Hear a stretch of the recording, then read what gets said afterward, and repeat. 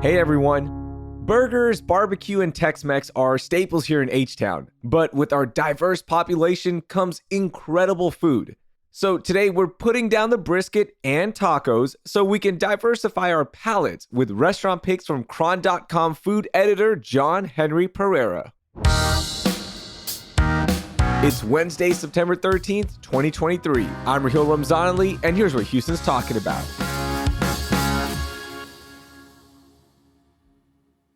John-Henry, welcome to CityCast Houston. How are you, man? I'm doing good. How are you doing?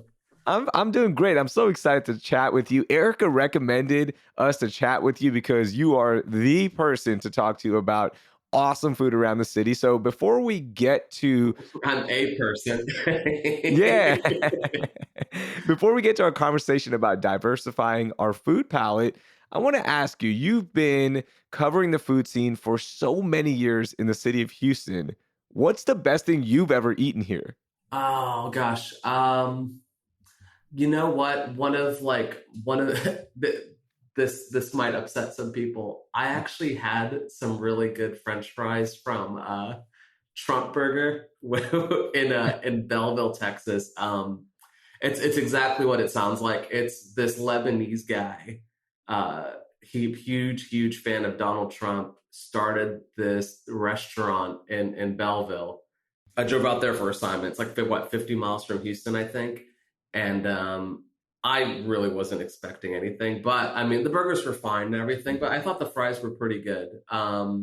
Okay, I did not think we'd be talking about Trump fries as one of the best things you've ever eaten, but that's why you're here, and that's why we're bringing this conversation to people. I would not recommend going out there to try fries.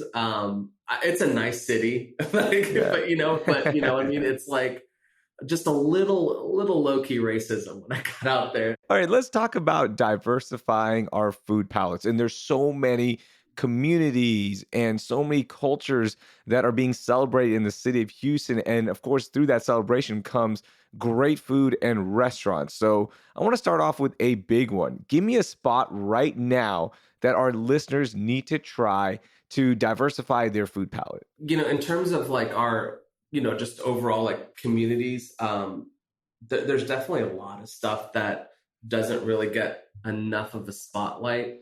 These communities just haven't really surfaced their restaurants to the forefront. For sure, one of the interesting ones that popped up recently was Lanka Mex. They were like a Sri Lankan Mexican fusion food truck, and I'm a big sort of fusion skeptic, but it was interesting to see a Sri Lankan eatery like out and about. But right now, Lanka Mex is like off of, I think, Westheimer, and it's a like literal hole in the wall. It looks like a gas station without the pump. You go inside and it's got it's got that kind of dingy convenience store vibe. I mean, there's some gambling machines in the back, but you go in and man, it is a nostalgia trip. If you're a Sri Lankan, I mean, bottles of like Nelly juice, but there was really just a lot of stuff that reminded me of home and even the island, which I've been able to go to like, more than a handful of times in my life. So yeah, definitely. I probably want to give a shout out to Lanka Mex for sure. So what should we order when we go there? Ooh, so one of the big Sri Lankan cuisine is rice and curry, right? That is like that's basically like the core block of their entire meal. But they do have a specialty street food that's called koti roti, which is like bits of chopped up godambu roti with like rice, vegetables, protein. It's definitely kind of like decadent on the decadent oil side, but it's quintessential Sinhalese street food. I know a lot of like in Colombo, when people are out clubbing, there's vendors out on the street just selling koti roti and people just eat it up. So I would definitely try that for sure. And don't skip out on cutlets, fish cutlets. And it is a low key vibe. I mean, they give it to you in a paper bag, and I'm sure that paper bag is going to get greasy. So yeah. That sounds like the perfect place to go. Okay, as we diversify our food palette here, Let's talk about something spicy for our listeners. Give us a good spot that could hit that spicy feeling, that sensation where we probably wouldn't go. Oh man, this is a tough one because you obviously want to be able to eat somewhere that's like not going to like, you know, destroy your taste buds. I have to go with Aga's. And I know Aga's is like, it's not, I know a lot of people know about it. And I know that it's certainly like not under the radar by any means, but I do love the way that, Shaukat Meredia's kitchen. I mean, I do love the spice mix, the heat level that they've used in their dishes. Nothing comes off as like too overpowering. And it does strike me as somewhat authentic to the community that it's in. Just to give you guys a context, like I live in Atascocita, like I am like literally on the opposite corner of this restaurant. And it's always funny in my neighborhood Facebook group, there's always like, what's the best Indian restaurant in Houston? And someone will inevitably say Aga's. And like in my head, I'm like, that is a road trip if you're driving from like my area. We love Agas here. We've interviewed Showkath Uncle before about what they do so well there. So we are big fans. And again, it's a great way to diversify your food palette, right? Try out something that you might not have tried before. One of the best things about all of these places and communities, yes, you got the spicy food. Yes, you've got those decadent foods, but the desserts, okay? They bring something new to the table. Give me a spot that we need to go to for dessert that will help us diversify our food palette. So for dessert, I really do have to shout out Nico's Cheesecake. For one, I love the couple who owns it. They're a Vietnamese couple from California. They're actually like former dentists, and they basically just were like, I'm tired of this. And they were looking to start a business. And basically what they did was this couple moved their lives halfway across the country to Houston, because that was a place where they could try this concept, this Japanese cheesecake bakery. And I was really impressed with the cheesecake. I think Japanese cheesecake it's light, it's fluffy, it's bouncy. And also shout out to Artisan 360. I did a story on Key Ramen. This is like sideways kind of thing, but I had lunch with the one of the proprietors of Deho Square, which is it's a big like shopping mall with lots of like super vibey restaurants right now in Bel Air, Asia Town. Kia Ramen, Uncle Tetsu's, Nico's, Honey Pig, lots of really cool like Instagrammy vibey places. And one of the people that came with us was the owner of Artisan 360, and we tried some of their desserts. Man, these are some of the prettiest desserts you will ever bring home. Super colorful. They were pretty good from what I had. And I haven't been inside. I haven't been there just to visit, because I've got two kids and it is hard to go anywhere. But it was impressive enough to be like, I kind of want to go there again and try some more of their stuff. I need to try Artisan 360. I've heard a lot of good things about it as well, so that's definitely going to be on my list. This episode is brought to you by Certified Piedmontese Beef. Listen up, foodies. Make your next meal even better with real Nebraska beef. They have healthy, tender, delicious Italian heritage beef, grass-fed and sustainably raised on lush pastures in the Midwest. You can even create your own personally curated meat box that's shipped right to your door. To get 2 free steaks with any purchase over $50, use the code FREEBEEF at checkout. Learn more and shop exclusively at cpbeef.com. Let's talk about date night, okay? I know a lot of couples are looking for cool places to try, interesting places to try. Give me a spot for a date night that we need to hit up. Oh man, my wife and I have like this food triangle. We would go there like Sunday mornings for brunch or just for breakfast, really, and like just hang out. And it's this little place on the Energy Corridor. It's called like Pecan Creek Grill. Very unassuming. I think that place is just special to me, just because that's where my wife and I would like have our dates and we'd have talks. But man, I love their biscuits.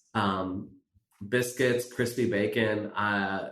and like, just their coffees were really great. That's a really good date morning spot. If we're talking night, you can never really go wrong with Cultivar. Agricole Hospitality has done a great job with that restaurant. It's easily probably one of the best like Italian restaurants in the city. And, they have a pretty good wine selection, nice cocktails. I love their gin and tonic. But you can never go wrong with a bowl of cacio e pepe and a pizza from there. There's never a miss there. And their desserts are fantastic too, especially their crostadas and all their little seasonal fruit options. I'm going to throw a recommendation in here for a really interesting date night, especially for like new couples. You got to go hit up Lucy's Ethiopian food on Southwest Freeway. Oh my God. I swear to God, the only reason I didn't say Lucy's was my dad went there. And my dad is such a dork. He had his birthday there, and I don't know if the restaurant dressed him up, but just out of literally just pure secondhand embarrassment, I did not mention Lucy's. Okay, as we move on, John-Henry, I'm going to go through some rapid fire questions for you, okay? Okay. Give me something that will hit that comfort food / hearty option that we need to try. This is going to be out of left field, all right? So my in-laws, we all like my in-laws are in North Shore, but every like Sunday they bring this like, they bring the old styrofoam thing from their breakfast pot, and it's these 2 waffles. And I swear to God, like they're not even fresh, but these are like some of the best waffles I've ever tasted. And it's the place they get it from is in Crosby. It's this place called Hungry Jack. And I have been like dying. Like I need to go there because I have heard like amazing things. Things like along the side of August where like, when you like run a restaurant of that size, it's like super efficient. Like that is what I've heard of this place.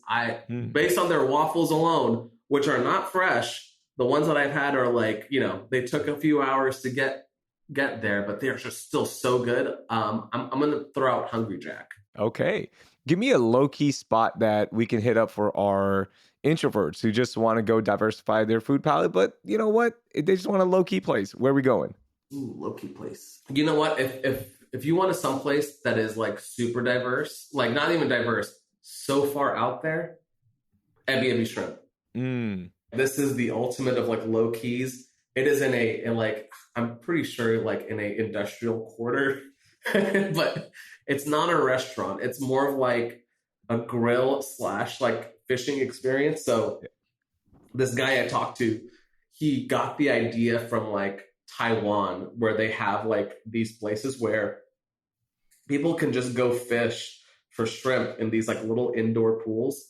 And, and they're usually stocked with like prawn or crab or whatever. And he stocks his with like crayfish and blue crab. So it sounds pretty good. Anyway, whatever you catch, you can eat. And they have grills on site, and they'll even grill it for you, like simple salt and pepper. I mean, I wouldn't call it the boonies, but it's definitely like a little bit off, like kind of north of Jersey Village. I think it's like super unique, and nobody else in the city has that. Yeah. That's such a good recommendation to end this conversation. It's an experience. You'll diversify your food palette. You're going to leave feeling like, okay, that was really cool. So that's a great one. Hey, John-Henry, thank you so much for joining us, man. That was a lot of fun and a lot of great recommendations there. Thank you so much again. No problem. That was John-Henry Perera. You can read his work on cron.com.